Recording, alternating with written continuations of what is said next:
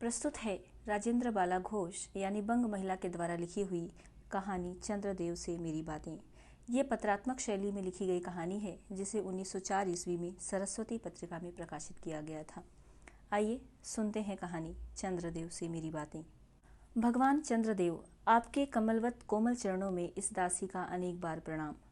आज मैं आपसे 2-4 बातें करने की इच्छा रखती हूँ। क्या मेरे प्रश्नों का उत्तर आप प्रदान करेंगे? कीजिए, बड़ी कृपा होगी। देखो, सुनी अनसुनी मत कर जाना। अपने बड़प्पन की ओर ध्यान देना। अच्छा, कहती हूँ, सुनो। मैं सुनती हूँ आप इस आकाश मंडल में चिरकाल से वास करते हैं। क्या ये बात सत्य है? यदि सत्य है तो मैं अनुमान करती हूँ कि इस सृष्टि के साथ ही आपकी भी सृष्टि हुई होगी। तब तो आप ढेर दिन के पुराने बूढ़े कहे जा सकते हैं। आप इतने पुराने हैं तो सही, पर काम सदा से एक ही स्थान पर करते आते हैं। ये क्यों? क्या आपके डिपार्टमेंट में ट्रांसफ़र होने का नियम नहीं है? क्या आपकी गवर्नमेंट पेंशन भी नहीं देती? बड़े खेद की बात है। यदि आप हमारी न्यायशीला गवर्नमेंट के किसी विभाग में सर्विस करते होते तो अब तक आपकी बहुत कुछ पदोन्नति हो गई होती और ऐसी पोस्ट पर रहकर भारत के कितने ही सुरम्य नगर, पर्वत, जंगल और झाड़ियों में भ्रमण करते। अंत में इस वृद्ध अवस्था में पेंशन प्राप्त कर काशी ऐसे पुनीत और शांति धाम में बैठकर हरि नाम स्मरण करके अपना परलोक बनाते। ये बड़ी भारी भूल हुई। भगवान चंद्रदेव, क्षमा कीजिए, आप तो अमर हैं। आपको मृत्यु कहाँ, तब परलोक बनाना कैसा? ओहो, देवता भी अपनी जाति के कैसे पक्षपाती होते हैं। देखो ना, चंद्रदेव को अमृत देकर उन्होंने अमर कर दिया। तब यदि मनुष्य होकर हमारे अंग्रेज अपनी जाति वालों का पक्षपात करें तो आश्चर्य ही क्या है। अच्छा, यदि आपको अंग्रेज जाति की सेवा करना स्वीकार हो तो एक एप्लीकेशन हमारे आधुनिक भारत प्रभु लॉर्ड कर्जन के पास भेज देवें। आशा है कि वे आपको आदरपूर्वक अवश्य आह्वान करेंगे, क्योंकि आप अधम भारतवासियों के भांति कृष्णांग तो हैं ही नहीं, जो आपको अच्छी नौकरी देने में उनकी गौरांग जाति कुपित हो उठेगी। और फिर आप तो एक सुयोग्य, कार्यदक्ष, परिश्रमी, बहुदर्शी, कार्यकुशल और सरल स्वभाव महात्मा हैं। मैं विश्वास करती हूँ कि जब लॉर्ड कर्जन हमारे भारत के स्थायी भाग्य विधाता बनकर आवेंगे, तब आपको किसी कमीशन का मेंबर नहीं तो किसी मिशन में भर्ती करके वे अवश्य ही भेज देवेंगे, क्योंकि उनको कमीशन और मिशन दोनों ही अत्यंत प्रिय है। आपके चंद्रलोक में जो रीति और नीति सृष्टि के आदिकाल में प्रचलित थे, वे ही सब अब भी हैं। पर यहाँ तो इतना परिवर्तन हो गया है कि भूत और वर्तमान में आकाश पाताल का सा अंतर हो गया है। मैं अनुमान करती हूँ कि आपके नेत्रों की ज्योति भी कुछ अवश्य ही मंद पड़ गई होगी, क्योंकि आधुनिक भारत की संतान लड़कपन से ही चश्मा धारण करने लगी है। इस कारण आप हमारे दीनहीन क्षीण प्रभ भारत को उतनी दूर से भली भांति न देख सकते होंगे। अतएव आपसे सादर करती हूँ कि एक बार कृपा कर भारत को देख तो जाइए। यद्यपि इस बात को जानती हूँ कि आपको इतना अवकाश कहाँ, पर 8वें दिन नहीं तो महीने में एक दिन अर्थात अमावस्या को तो आपको हॉलिडे अवश्य ही रहती है। यदि आप उस दिन चाहें तो भारत भ्रमण कर जा सकते हैं। इस भ्रमण में आपको कितने ही नूतन दृश्य देखने को मिलेंगे, जिससे सहसा देखकर आपकी बुद्धि जरूर चकरा जाएगी।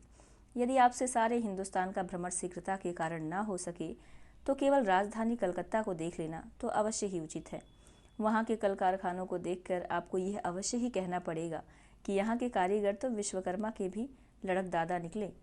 यही क्यों, आपकी प्रिय सहयोगिनी दामिनी, जो मेघों पर आरोहण करके आनंद से अटखेलियाँ किया करती है, वो बेचारी भी यहाँ मनुष्य के हाथों का खिलौना हो रही है। भगवान निशानाथ, जिस समय आप अपनी निर्मल चंद्रिका को बटोर मेघमाला अथवा पर्वतों की ओर से सिंधु की गोद में जा सकते हैं, उस समय यही नीरद वासिनी, विश्व मोहिनी, सौदामिनी अपनी उज्जवल मूर्ति से आलोक प्रदान कर रात को दिन बना देती है। आपके देवलोक में जितने देवता हैं, उनके वाहन भी उतने हैं। किसी का गज, किसी का हंस, किसी का बैल, किसी का चूहा इत्यादि। पर यहाँ तो सारा बोझ उसकी चपला और अग्निदेव के माथे मढ़ा गया है। क्या ब्राह्मण, क्या क्षत्रिय, क्या वैश्य, क्या शूद्र, क्या चांडाल, सभी के रथों का वाहन वही हो रही है। हमारे श्वेतांग महाप्रभु गण को जहाँ पर कुछ कठिनाई का सामना आ पड़ा, झट उन्होंने बिजली को लापटका। बस कठिन से कठिन कार्य सहज में संपादन कर लेते हैं। और हमारे यहाँ के उच्च शिक्षा प्राप्त युवक काठ के पुतलों की भांति मुंह ताकते रह जाते हैं। जिस व्योमवासिनी विद्युत देवी को स्पर्श तक करने का किसी व्यक्ति का साहस नहीं हो सका, वही आज पराए घर में आश्रिता नारियों की भांति ऐसे दबाव में पड़ी है कि वो चूं तक नहीं कर सकती। क्या करे, बेचारी के भाग्य में विधाता ने दासी वृत्ति ही लिखा था। हरिपदोद्भवा त्रैलोक्य पावनी सुरसरी के भी खोटे दिन आए हैं। वो भी अब स्थान स्थान में बंधनग्रस्त हो रही हैं। उसके वक्षस्थल पर जहां तहां मोटे वृहद आकार खंबे गाड़ दिए गए हैं। कलकत्ता आदि को देखकर आपके देवराज सुरेंद्र भी कहेंगे कि हमारी अमरावती तो इसके आगे निरी फीकी सी जान पड़ती है। वहाँ ईडन गार्डन तो पारिजात परिशोभित नंदन कानन को भी मात दे रहा है। वहाँ के विश्वविद्यालय के विश्व श्रेष्ठ पंडितों की विश्वव्याधिनी विद्या को देखकर वीणा पाणी सरस्वती देवी भी कहने लग जाएंगी, निसंदेह इन विद्या दिग्गजों की विद्या चमत्कारिणी है। वहीं के फोर्ट विलियम के फौजी सामान को देखकर आपके देव सेनापति कार्तिकेय बाबू के भी छक्के छूट जाएंगे, क्योंकि ये देव सेनापति महाशय देखने में खास बंगाली बाबू से जचते हैं और उनका वाहन भी बहुत सुंदर मयूर है। बस इससे उनके वीरत्व का भी परिचय खूब मिलता है। वहाँ के टकसाल को देखकर सिंधु तनया आपकी प्रिय सहोदरा कमला देवी तथा कुबेर भी अकचका जाएंगे। भगवान चंद्रदेव, इन्हीं सब विस्मय उत्पादक अपूर्व दृश्यों का अवलोकन करने के हेतु आपको सादर निमंत्रित तथा सविनय आहूत करती हूँ। संभव है कि यहाँ आने से आपको अनेक लाभ भी हों। आप जो अनादिकाल से निज उज्ज्वल वपु में कलंक की कालिमा लेपन करके कल्कि, शशांक, शशधर, शशलांछन आदि उपाधि मालाओं से विभूषित हो रहे हैं, सिंधु तने होने पर भी जिस कालिमा को आप आज तक नहीं धो सके हैं, वही आजन्म कलंक शायद यहाँ के विज्ञानविद पंडितों की चेष्टा से छूट जाए। जब बम्बई में स्वर्गीय महारानी विक्टोरिया देवी की प्रतिमूर्ति से काला दाग छुड़ाने में प्रोफेसर गज्जर महाशय फलीभूत हुए हैं, तब क्या आपके मुख की कालिमा छुड़ाने में वे फलीभूत न होंगे? शायद आप पर यह बात भी अभी विदित नहीं हुई कि आप और आपके स्वामी सूर्य भगवान पर जब हमारे भूमंडल की छाया पड़ती है, तभी आप लोगों पर ग्रहण लगता है। पर आपका तो अब तक वही पुराना विश्वास बना हुआ है कि जब कुटिल ग्रह राहु आपको निगल जाता है तभी ग्रहण होता है। पर ऐसा थोथा विश्वास करना आप लोगों की भारी भूल है। अतः हे देव, मैं विनय करती हूँ कि अब आप अपने हृदय से इस भ्रम को जड़ से उखाड़ कर फेंक दें। अब भारत में ना तो आपके और ना आपके स्वामी भुवन भास्कर सूर्य महाशय ही के वंशजों का साम्राज्य है, और न अब भारत की वो शस्य श्यामला स्वर्ण प्रसूता मूर्ति ही है।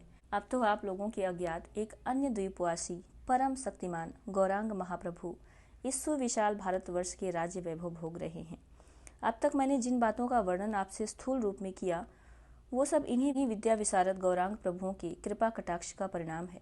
यूं तो यहाँ प्रतिवर्ष पदवीदान के समय कितने ही राज्य विहीन राजाओं की सृष्टि हुआ करती है, पर आपके वंशधरों में जो 2-4 राजा महाराजा नाम मात्र के हैं भी वे काठ के पुतलों की भांति हैं। जैसे उन्हें उनके रक्षक नचाते हैं, वैसे ही वे नाचते हैं।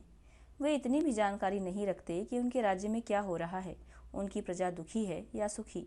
यदि आप कभी भारत भ्रमण करने को आएं, तो अपनी फैमिली डॉक्टर धन्वंतरी महाशय को और देवताओं के चीफ जस्टिस चित्रगुप्त जी को अवश्य साथ लेते आएं। आशा है कि धन्वंतरी महाशय यहाँ के डॉक्टरों के सन्निकट चिकित्सा संबंधी बहुत कुछ शिक्षा लाभ कर सकेंगे। यदि प्लेग महाराज आपके चंद्रलोक या देवलोक में घुस पड़े तो वहाँ से उनको निकालना कुछ सहज बात ना होगी। यहीं जब चिकित्सा शास्त्र के बड़े बड़े पारदर्शी उन पर विजय नहीं प्राप्त कर सके, तब वहाँ आपके देवलोक में जड़ी बूटियों के प्रयोग से क्या होगा। यहाँ के इंडियन पीनल कोड की धाराओं को देखकर चित्रगुप्त जी महाराज अपने यहाँ के दंड विधि को बहुत कुछ सुधार सकते हैं, और यदि बोझ ना हो तो यहाँ से वे 2-4 टाइपराइटर भी खरीद ले जाएं। जब प्लेग महाराज के अपार अनुग्रह से उनके ऑफिस में कार्य की अधिकता हुए, तब उससे उनकी राइटर्स बिल्डिंग के राइटर्स के काम में बहुत ही सुविधा और सहायता पहुंचेगी। वे लोग 2 दिन का काम 2 घंटे में कर डालेंगे। अच्छा, अब मैं आपसे विदा होती हूँ। मैंने तो आपसे इतनी बातें कही, पर खेद है आपने उनके अनुकूल या प्रतिकूल एक बात का भी उत्तर ना दिया।